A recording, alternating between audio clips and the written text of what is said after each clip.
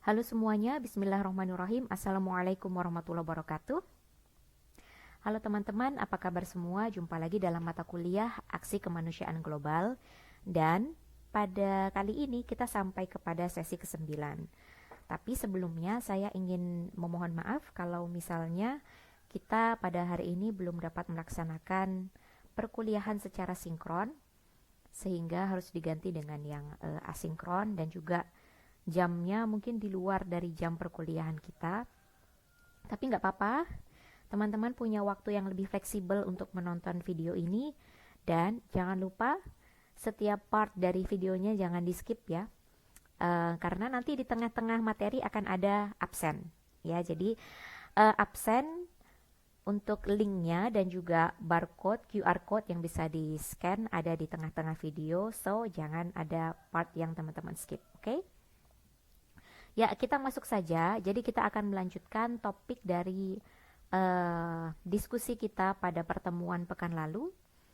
Kalau pekan lalu kita sudah membahas bagaimana konteks, kemudian sejarah tentang global activism, bagaimana awal mulanya, ya, kemudian bentuk-bentuk pergerakannya seperti apa. Nah, kali ini kita akan belajar tentang sejumlah strategi dalam global activism.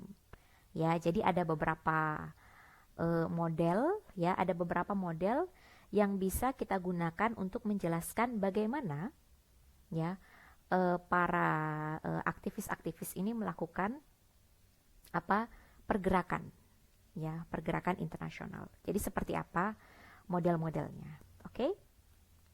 Ya, jadi teman-teman sekalian, salah satu cara yang sering kali digunakan dalam melakukan aktivisme itu adalah dengan menginternasionalisasi gerakan. Terkhusus apabila gerakan ini cenderung tidak mendapatkan atensi yang baik di dalam domestik, ya, oleh pemerintahan khususnya, ya, makanya kemudian internasionalisasi dapat dilakukan. Ya, mengapa kok bisa ada internasionalisasi gerakan? Kalau misalnya mungkin kemarin sudah kita ulas sedikit, ya, tidak sedikit sebenarnya tapi panjang. Ya, kemarin kita sudah mengulas bagaimana beragam aktor yang muncul, ya, dalam beberapa dekade ini dalam hubungan internasional itu telah membuat sejumlah isu yang baru. Kemudian aktor-aktor yang non governmental mereka juga bisa banyak bermain dalam hubungan internasional. Kemudian yang kedua, ya, konteks yang mempengaruhi adanya internasionalisasi gerakan ini itu juga karena sejumlah fenomena yang terjadi pasca Cold War.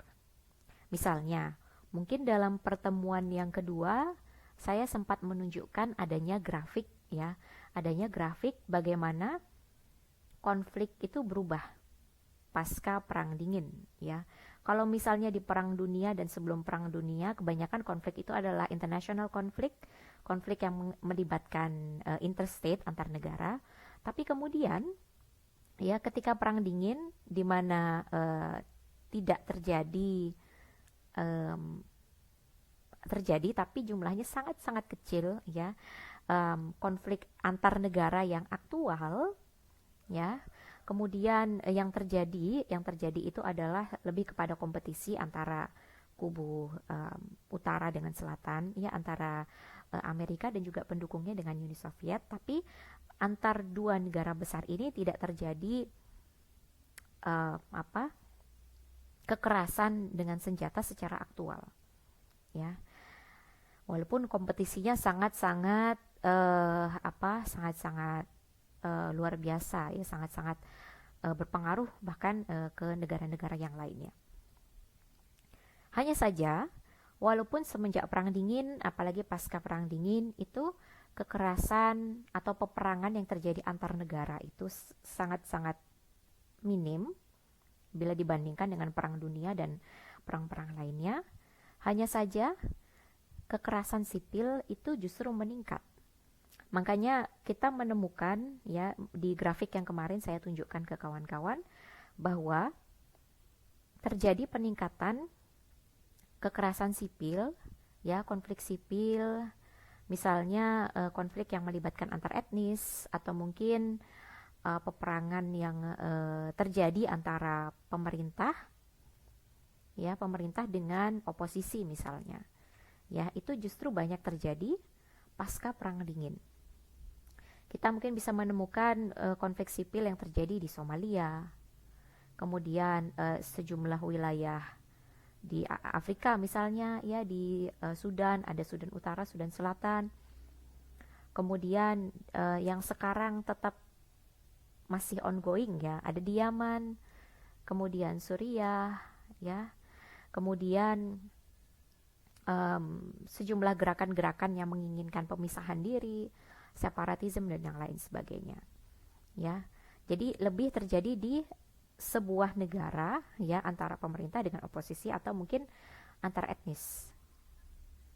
Sehingga mereka-mereka yang mengalami krisis di dalam negeri ini membutuhkan sesuatu untuk melakukan internasionalisasi dari gerakan atau mungkin dari gagasan mereka. Ya, ini konteksnya kenapa kok kemudian terjadi internasionalisasi. Oke. Kemudian apabila kita membahas tentang strategi apa yang dilakukan oleh gerakan-gerakan tadi, ya, tidak hanya gerakan-gerakan yang sifatnya separatism atau perlawanan yang lain, ya, yang mungkin menginginkan perubahan yang mendasar pada pemerintahan, tapi juga gerakan-gerakan aktivisme yang lain, ya, misalnya tentang lingkungan, kemudian kesenjangan sosial, bahkan gender, kemudian globalisasi dan yang lain sebagainya. Ya, jadi ini aktivisme secara umum. Ya, secara umum itu ada dua macam strategi. Strategi yang pertama itu adalah bagaimana menjadikan isu lokal ini memperoleh dukungan dari internasional. Ya, jadi yang di sebelah kiri, ya, itu ada strategi TAN atau Transnational Advocacy Network. Ya, ini tentang bagaimana aktor-aktor yang domestik tadi yang tidak mendapatkan atensi atau bahkan ditolak itu bisa memperoleh dukungan dari network, dari jejaring yang berada di luar. Kemudian yang kedua yang diperkenalkan oleh Sidney Terrell itu adalah externalizing contention. Ya, jadi bagaimana mengeksternalisasi isu tadi, ya, dengan sejumlah framing ke luar. Tujuannya apa? Tujuannya juga untuk mendapatkan dukungan. Ya, ini yang di sebelah kiri. Nah, yang di sebelah kanan itu adalah scale shift process. Kalau yang di sebelah kiri tadi, yang TAN atau externalizing contention itu hanya sebatas bagaimana agar aktor tadi, ya, aktivis tadi yang bergerak di domestik ini bisa mendapatkan dukungan dari luar. Kalau yang di sebelah kanan, yang scale shift process, ini adalah bagaimana isu yang tadinya itu menjadi concern hanya di satu tempat saja, hanya di satu negara, hanya di domestik saja, kemudian menjadi isu bersama. Ya, kemudian melibatkan sejumlah pergerakan-pergerakan yang dilakukan secara global. Ya, ini perbedaan antara yang pertama dengan yang kedua. Oke, jadi kalau yang TAN dan juga externalizing contention tadi lebih kepada bagaimana memperoleh dukungan, tapi tetap permasalahannya, isunya ini adalah isu domestik. Tapi kalau yang sebelahnya itu bagaimana membuat isu yang tadinya hanya dipikirkan gitu, hanya digerakkan oleh sekelompok kecil saja di dalam domestik, tapi kemudian menjadi isu global, menjadi isu bersama, dan kemudian muncul aktivisme, muncul pergerakan yang dilakukan oleh beragam aktor secara global, ya, secara masif. Oke, kita sekarang bahas yang pertama dulu, ya, yaitu bagaimana aktivisme yang dilakukan oleh gerakan domestik itu bisa memperoleh dukungan dari internasional. Ya, menurut Keck dan Catherine Seeking, ada yang namanya boomerang effect. Ada yang pernah main boomerang atau mungkin pernah melihat bagaimana orang bermain boomerang, ya? Kalau kita bermain bumerang itu, orang yang melempar bumerangnya, ya, ini kita analogikan sebagai sebuah bumerang. Orang yang melempar bumerang, nah nanti bumerang yang dilempar itu kan akan kembali ke dirinya sendiri. Nah, yang dua model yang pertama, ya, dua model pertama tadi yang dikenalkan oleh Seeking misalnya, yang TAN Transnational Advocacy Network atau yang Externalizing Contention tadi itu sistem kerjanya itu seperti bumerang. Kita analogikan seperti bumerang, ya. Ada sekelompok pergerakan di dalam negeri yang mungkin tidak besar, atau mungkin ada yang agak besar, yang kalau misalnya ke oposisi itu kan tingkatannya sudah setara dengan pemerintah, ya, kalau memang kasusnya adalah konflik, ya. Ada aktivisme dalam negeri, ya, kemudian mencoba untuk menyebarkan informasi, kemudian mencoba untuk membangun jejaring ke luar negeri, dan kemudian terjadi dukungan yang dilakukan oleh negeri ke aktivisme yang ada di dalam negeri. Ya, ini yang dimaksud dengan bumerang effect, ya. Teman-teman sekalian, terkadang kalau misalnya kita membicarakan tentang aktivisme, memang lebih mudah bagi sebuah gerakan domestik itu untuk memperoleh atensi dari luar negeri, ya, dibandingkan atensi dari negaranya sendiri. Mungkin teman-teman bisa menemukan beberapa contoh, ya. Misalnya apa yang dilakukan oleh organisasi Papua Merdeka, atau mungkin gerakan Aceh Merdeka, GAM, ya, untuk memperoleh dukungan dari luar negeri sehingga negara lain itu bisa menekan negara tersebut, gitu loh. Menekan negara yang mana tidak memberikan attention, ya, atau bahkan menolak aktivisme yang dilakukan oleh kelompok-kelompok tadi, ya. Atau mungkin apa yang dilakukan oleh sejumlah kelompok indigenous people di Amazon, ya, ketika mereka menyuarakan isu-isu lingkungan, ya, isu-isu lingkungan yang terjadi di Brazil misalnya, ya. Itu juga contoh bagaimana, ya, internasionalisasi dilakukan oleh sebuah kelompok, ya, agar dapat memperoleh dukungan dari luar negeri. Nah, kemudian Thomas Rise dan Catherine Seeking tadi, ya, khususnya Seeking mengembangkan bumerang effect tadi itu menjadi sebuah model, ya, sebuah model spiral yang mungkin teman-teman sudah sering dengar, yaitu adalah Transnational Advocacy Network, ya. Bagaimana tadi gerakan yang kecil tadi kemudian membangun jejaring dengan luar negeri, ya, atau sering disingkat sebagai TAN. Ini namanya model TAN, ya. Model itu berbeda dengan teori. Kalau teori itu biasanya lingkupnya lebih luas, tapi model ini tingkatannya ada di bawah teori, ya. Tapi mengkaitkan sejumlah fenomena, kemudian variabel, kemudian menjelaskan bagaimana fenomena tadi itu bekerja, ya. Hanya saja dia tidak lingkupnya itu tidak sebesar teori. Oke. Kita tidak membahas tentang teori, ya, di sini, ya. Mohon maaf kalau misalnya sampai ke situ.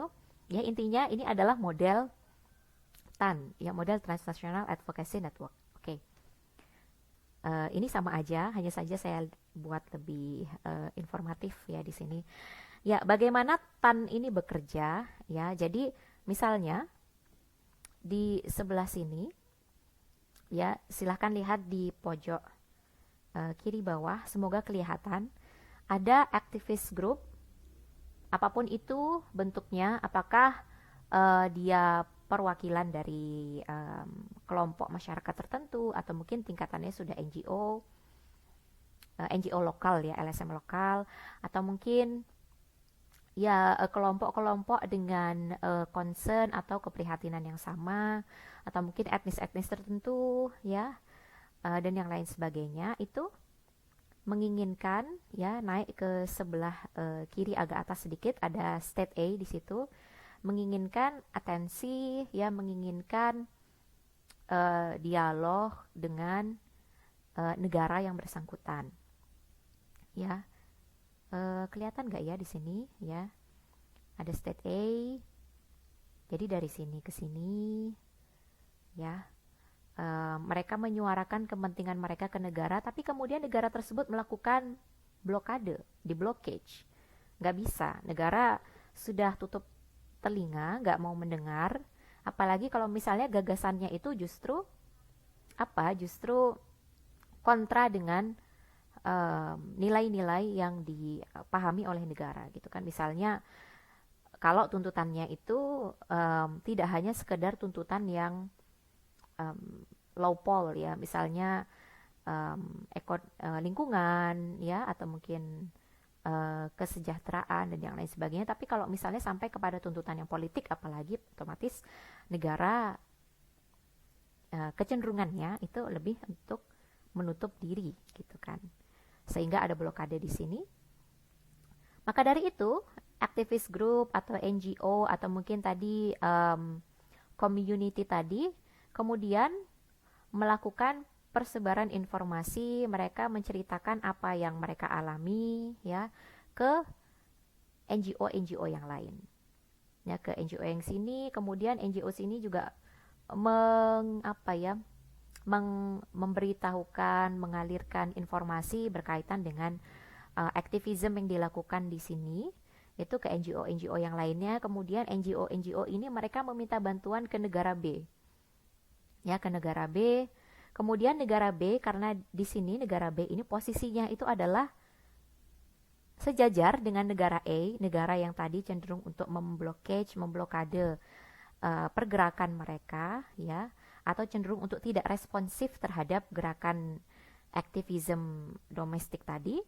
Makanya negara B ini bisa memberikan pressure, bisa menekan negara A agar mendengarkan tuntutan dari aktivisme tadi. Ya, bahkan negara B juga bisa membawa isu ini ke IGO. Ya, bisa membawa isu ini ke IGO. Kemudian IGO juga bisa berkonsultasi dengan negara B, dan IGO tentu saja juga bisa memberikan tekanan ke negara A tadi agar menjadikan isu atau tuntutan yang dibawa oleh kelompok aktivisme ini tadi ini menjadi diperhatikan, menjadi didengar agar negara A ini lebih responsif. Ya, kalau kita mengambil contoh misalnya apa yang dilakukan oleh negara-negara Oseania Pasifik misalnya, ya, ke Indonesia, ya, bagaimana mereka membawa isu tentang Papua misalnya, ya, dalam agenda PBB. Nah, itu bisa menjadi salah satu contoh bagaimana Transnational Advocacy Network ini bekerja. Ya, jadi karena negara itu sejajarnya dengan negara lain, dan negara ini tentu saja lebih kecil ya apabila kita bandingkan dengan IGO yang merupakan kumpulan dari negara-negara, maka tadi gerakan-gerakan tadi meminta bantuan ke NGO, dan NGO ini itu bekerja sama dan kemudian meminta bantuan kepada negara B tadi agar bisa memberikan pressure ke negara A, dan juga IGO agar bisa memberikan tekanan, ya, memberikan pressure ke negara A. Intinya seperti itu. Oke? Bisa dipahami? Ya. Ini bagaimana Transnational Advocacy Network bekerja. Ya. Kemudian seeking mengembangkan teori TAN tadi, bukan teori tapi model model TAN tadi yang rumit itu menjadi beberapa poin ini ya. Jadi bagaimana sih sebuah domestic activism ini bisa berjalan? Itu yang pertama ya, dengan melakukan informational politics. Ya, informational politics ini apa sih? Ya, informational politics ini bagaimana aktivis yang tadi ada di dalam domestik itu bisa membuat atau mengatur informasi, ya. Mereka misalnya memberitakan ke media atau mungkin menulis di blog misalnya tentang isu-isu yang mereka perjuangkan. Itu seperti apa? Intinya bagaimana mereka mengatur agar informasi yang berkembang, ya, agar informasi yang berkembang ini itu bisa diterima oleh masyarakat, bisa dilihat oleh masyarakat, baik masyarakat domestik ataupun internasional, ya, ataupun mungkin mereka-mereka, ya, kelompok-kelompok yang punya perjuangan yang sama. Ini informational politics. Jadi bagaimana kelompok tadi, ya, kelompok yang kecil tadi, aktivis yang tadi itu bisa mengatur informasi yang beredar agar mereka bisa mendapatkan dukungan. Kemudian yang kedua itu adalah symbolic politics, ya, simbolism. Misalnya melalui kampanye, demonstrasi, ya, yang ditunjukkan untuk memperoleh dukungan, ya, memperoleh dukungan. Jadi ada simbolism di situ, ya. Mereka memobilisasi massa, kemudian melakukan kampanye dan yang lain sebagainya, itu masuk ke symbolic politics. Kemudian yang ketiga itu juga bisa dilakukan dengan leverage politics, ya. Jadi membangun network, bekerja sama dengan aktor-aktor lain. Ini masuknya ke leverage politics. Kemudian yang keempat, accountability politics, ya. Accountability politics itu bagaimana aktor tadi, aktivis domestik tadi itu bisa melakukan tuntutan ke pemerintah agar lebih accountable, lebih bertanggung jawab, ya. Mereka meminta transparansi dari pemerintah, bagaimana pemerintah bisa memberikan kejelasan, klarifikasi, ya, pemerintah di state A tadi, ya, agar bisa memberikan klarifikasi dan lain sebagainya. Kemudian keterbukaan, openness, ya, terhadap data-data yang berkaitan dengan isu mereka, ini berkaitan dengan accountability politics. Misalnya kalau isunya berkaitan dengan pencemaran lingkungan atau mungkin kebakaran hutan, bagaimana gerakan-gerakan ini menulis ke media massa, ya, untuk memperoleh dukungan atau mungkin menggunakan sosmed, itu masuknya ke informational politics. Kalau symbolic politics, ya, kampanye, demonstrasi. Leverage politics, membangun hubungan dengan aktor-aktor lain, NGO mungkin yang punya concern yang sama, Greenpeace, WWF, ya. Accountability politics, ya, menuntut pemerintah agar lebih accountable, siapa yang bertanggung jawab atas pembakaran hutan, kemudian kerugiannya berapa, dampaknya terhadap lingkungan, pencemaran, kesehatan itu apa, dan yang lain sebagainya. Oke. Kemudian di samping model TAN yang biasa digunakan, ya, ada model yang lain. Ya, tadi kan model pertama model TAN, yaitu model yang dikenalkan oleh Sidney Terrell, yaitu externalizing contention, ya, eksternalisasi dari isu mereka, intinya seperti itu.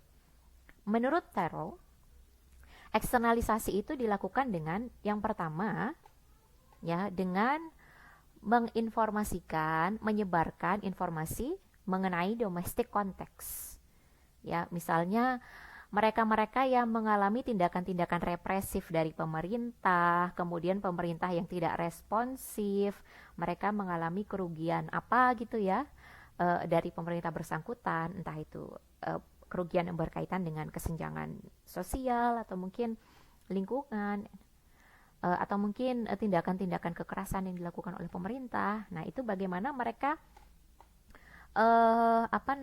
bisa menangkap konteks tersebut, kemudian konteks tersebut di framing, ya, di framing. Mereka menyebarkan ke dunia, ke aktor-aktor lain yang memframing informasi bahwa oh, pemerintah ini bertindak represif, ya, ada framing di situ. Ada ketidakadilan yang terjadi, ya. Framing itu kan dibuat drama gitu ya. Ada yang jahat, ada yang baik.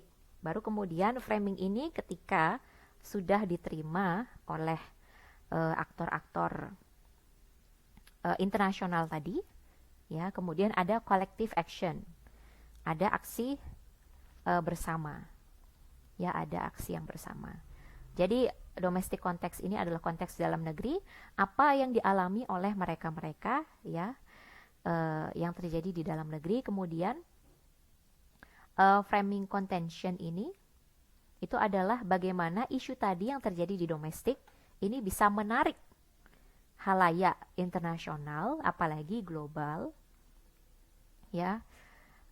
Baru kemudian ada collective action, ada aksi bersama, ya, ada persekutuan di situ, ya, yang dilakukan oleh tadi gerakan domestik dengan gerakan-gerakan internasional lain atau aktor-aktor internasional lain.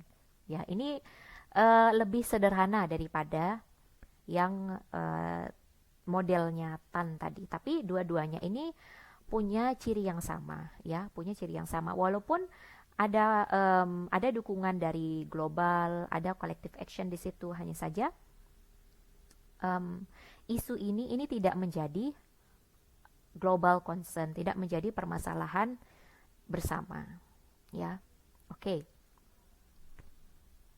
Makanya di samping tadi, di samping eksternalisasi isu domestik, itu juga ada model yang lain. Model yang menjelaskan bagaimana sebuah aktivisme lokal, ya, itu bisa menjadi isu bersama, yang tadi mungkin sudah saya jelaskan, ya. Tapi jangan lupa absen dulu. Oke.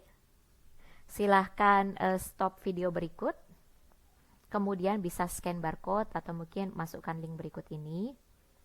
Ya, kita absen dulu. Oke, kalau sudah, nah kita lanjut ke yang model ketiga, ya, yaitu bagaimana aktivisme tadi, ya, isu-isu yang dibincangkan itu bisa menjadi isu bersama, isu global, yaitu melalui scale shift process model. Ya. Ya, pertama-tama teman-teman lihat di sini mungkin agak pusing ya karena banyak panah. Ini adalah scale shift process model yang dikenalkan oleh Reitan. Ya, pertama, bagaimana tadi ya sebuah isu lokal kemudian bisa menjadi isu bersama. Pertama ada broad change process and trigger events. Ada triggernya di situ. Ya, trigger events.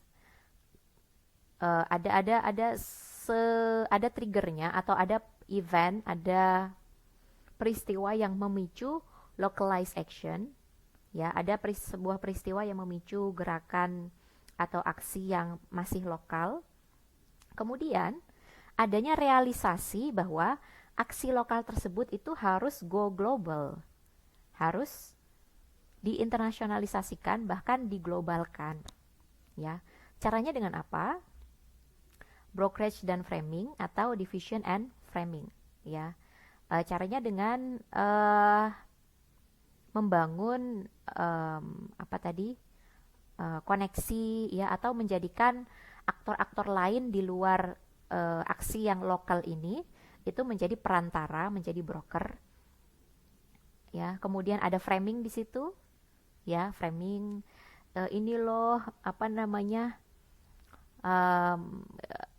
akibat adanya globalisasi, ya, di Meksiko misalnya banyak sekali petani-petani mereka yang nggak bisa bertani lagi, ya. Ladang-ladang mereka menjadi menjadi milik perusahaan asing dan yang lain sebagainya gitu kan. Makanya kemudian mereka meminta tolong kepada gerakan-gerakan lain gitu untuk menjadi broker atau menjadi perantara dari gagasan mereka. Kemudian ada framing, pemerintah, MNC mereka ini buruk gitu kan, tidak adil dan lain sebagainya. Kemudian yang sebelah itu ada diffusion and framing, ya. Isu-isu ini menjadi berdifusi, ya, kelompok-kelompok tadi itu juga berdifusi, mereka membaur di situ dengan gerakan-gerakan yang lain, ya. Jadi gerakan lain itu yang di luar mereka, di luar gerakan global itu tidak hanya menjadi broker, nggak hanya menjadi perantara untuk menyampaikan gagasan mereka, tapi juga berdifusi, ya, menyatu. Kemudian ada object and claim shift di situ, ya. eh Isunya berubah, ya. Tujuan mereka, pergerakan mereka mungkin berubah. Yang tadinya awal sebatas bagaimana agar para petani tadi itu bisa mendapatkan dukungan internasional, tapi kemudian berubah menjadi sesuatu yang lain gitu. Ya, misalnya muncul gerakan-gerakan yang anti globalisasi. Ya, klaim mereka juga berubah. Klaimnya tadi yang awalnya hanya agar para petani misalnya mendapatkan dukungan dari pemerintah, tapi kemudian klaimnya menjadi agar MNC itu mundur gitu, atau mungkin globalisasi, WTO dan yang lain sebagainya itu dihilangkan, ya, seperti itu. Negosiasi WTO itu dibatalkan. Itu yang terjadi di Seattle kemarin, ya. Kemudian karena isunya semakin berkembang, ada apa namanya, klaim atau tuntutan yang berubah di situ, ya. Kemudian muncul worthiness, muncul rasa apa, penghargaan, interconnectedness, saling terkoneksi antar gerakan satu sama lain. Mereka juga punya similarity, punya rasa kesamaan. Kemudian muncullah rasa solidaritas, ya. Karena muncul rasa-rasa seperti ini, muncul solidarity, makanya kemudian muncullah transnational coordinated action, muncullah aksi transnasional, aksi yang lintas batas negara, ya, yang bahkan global, yang terkoordinasi, ya. Oke. Nah, yang model shifting proses tadi itu biasanya cocoknya digunakan untuk menjelaskan apa? Nah, cocoknya digunakan untuk menjelaskan aktivisme yang dilakukan tadi secara global, ya, secara masif, dan isunya ini bisa diterima oleh bersama gitu. Kalau misalnya kita berbicara tentang isu indigenous people, ya, orang-orang di Amazon atau mungkin di Papua misalnya, ya, yang mereka harus dihadapkan dengan alam yang rusak atau mungkin masyarakat yang tidak sejahtera apabila dibandingkan dengan pemerintah pusat gitu, itu mungkin, ya, mereka mendapatkan dukungan dari internasional. Hanya saja isu mereka yang mereka alami ini tidak menjadi problem yang diterima oleh gerakan-gerakan yang lain gitu, ya, karena yang mengalami kan lingkupnya global tadi. Tapi kalau misalnya kita berbicara tentang global warming, ya, misalnya ini contohnya ada di sini fotonya Greta Thunberg misalnya.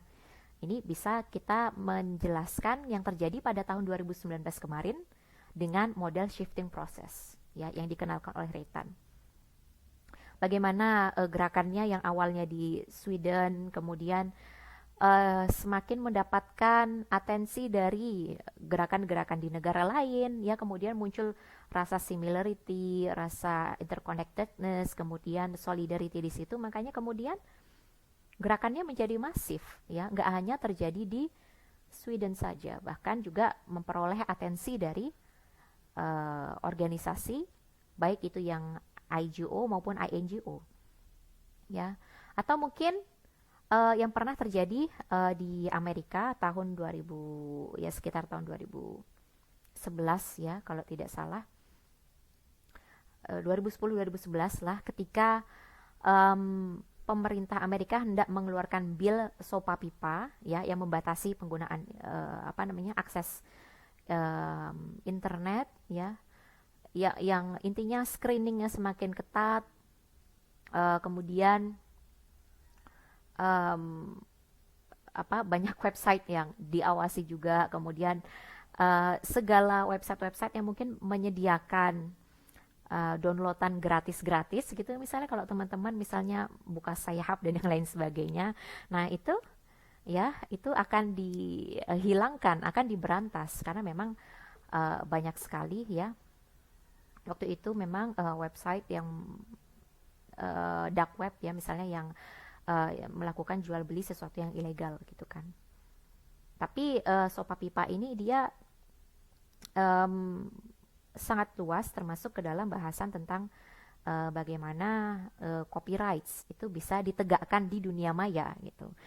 Kemudian juga screening yang sangat luar biasa, dan kemudian muncullah penolakan-penolakan yang dilakukan tidak hanya oleh para aktivis di Amerika saja gitu, tapi juga aktivis-aktivis lain gitu. Bahkan kalau kita bicara Wikipedia, Google, YouTube, itu mereka juga ikut menolak gitu. Sejumlah perusahaan-perusahaan yang bergerak di teknologi itu juga menolak bill ini, ya, karena tidak bisa kita pungkiri bahwa ya, Amerika sebagai negara yang besar, kalau misalnya mengeluarkan sebuah kebijakan yang berkaitan dengan internet, otomatis aktor lain, ya, perusahaan, apapun itu, individu, bahkan juga negara lain itu juga akan terdampak gitu. Ya, atau mungkin yang kemarin ya, apa, Battle of Seattle tahun 99 itu juga bisa menjadi contoh yang tepat untuk apa namanya? Untuk model shifting proses ini. Ya, atau mungkin kelompok Zapatista, ya, kelompok anti globalis yang lahir di Meksiko tahun 94 itu juga bisa, ya, karena gagasan mereka itu tidak hanya diterima saja oleh masyarakat pendukung Zapatista di Meksiko, tapi juga negara-negara lain yang punya concern, ya, punya kepedulian yang sama, ya, negara-negara lain atau mungkin aktor-aktor lain yang merasa bahwa globalisasi menurut Neolib itu nggak adil gitu, ya, seperti itu. Oke teman-teman semua, sampai di sini materi kita. Yang tadi belum absen, ya, silahkan di rewind lagi ya ke tadi yang sebelumnya.